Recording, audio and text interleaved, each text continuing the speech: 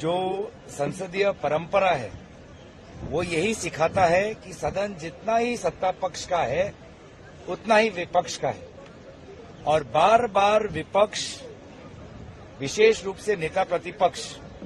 जब सदन में आते हैं, अपनी बात रखना चाहते हैं, हर बार कोई नियम दिखाकर उनको अपना जो अधिकार है, जो लोगों के मुद्दों को उठाना चाहते हैं, बार बार उनको उनके अधिकार से वंचित किया जाता है। नेता प्रतिपक्ष हमारे संवैधानिक ढांचे में, हमारे संसदीय परंपरा में एक बहुत ही महत्वपूर्ण पद है, लेकिन बार बार हम ये देख रहे हैं कि सदन के अंदर ऐसा एक माहौल आ जाता है कि सरकार के अगर कोई मंत्री हो, भाजपा के कोई विशेष सांसद हो, वो बस खड़े हो जाएं और उनका माइक चालू हो जाता है।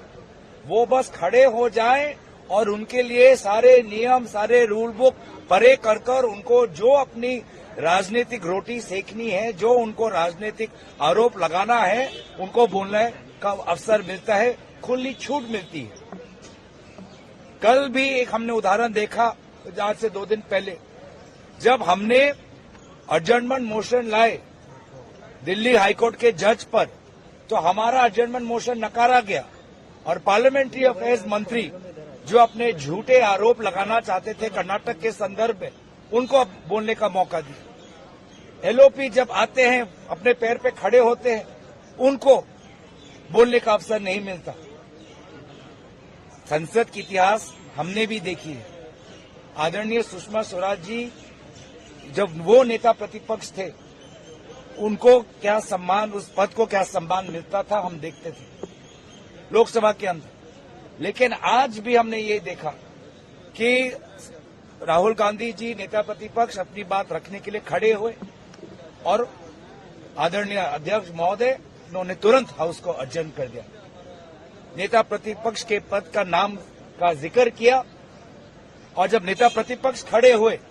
तो आप सबने देखा कि कैसे अध्यक्ष महोदय ने ये सब देखते हुए भी उन्होंने हाउस को अडजर्न करके 2 बजे तक कर दिया। इसका विरोध में कांग्रेस पार्टी के सारे सांसदगण हम गए, अध्यक्ष जी से मिले,